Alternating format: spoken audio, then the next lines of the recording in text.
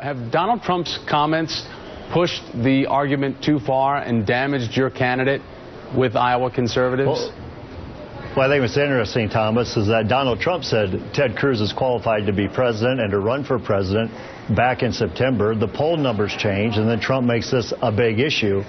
The people in Iowa, where the caucus is going to be held 12 days from now, they've made up their mind on this issue. They see Ted Cruz is totally qualified to run for president. They see him as a consistent conservative champion of our values. And that's why I think it's a neck-and-neck race right now. So 12 days, it should be a lot of fun as we head down this home stretch.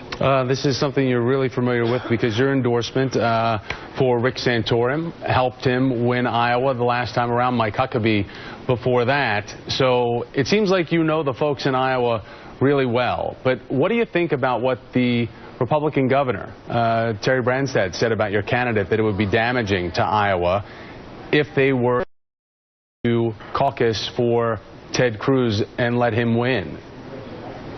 I don't think that speaks well for Iowa or the Iowa caucuses, or it doesn't speak well for Governor Branstad either.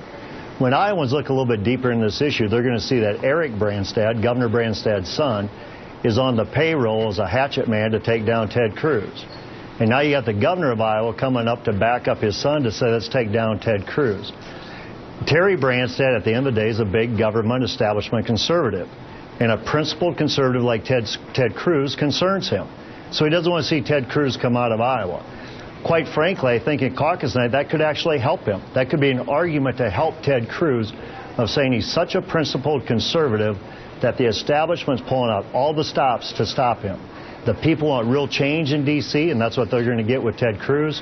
And I look for Ted Cruz to be successful on caucus night in spite of Governor Branstad's remarks. But that insider political cronyism, like you're talking about right now, about what the dynamic is there in Iowa against Ted Cruz, that's the words, the language that Sarah Palin was selling last night for why she is supporting Donald Trump to be president, why she wants to be influential in Iowa. We have the leader of the super PAC that's supporting Ted Cruz framing the effect of this endorsement, Bob, of Sarah Palin to Trump, saying, Kellyanne Conway telling the Washington Post, quote, he's a thrice married, non-church-going billionaire, and she gives him credibility with conservative women.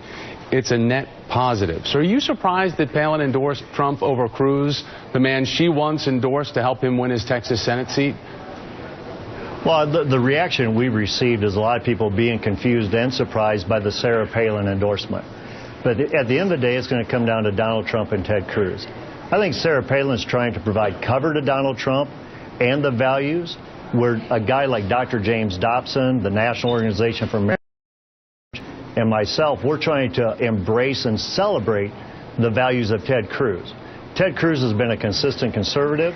That's what he's going to bring to D.C., and that's why people trust Ted Cruz to be their next president. And when it comes down to it, though, and we still have a long way to go beyond Iowa as well, Bob, if Donald Trump is the ultimate nominee, are you secure with supporting him beyond the primaries?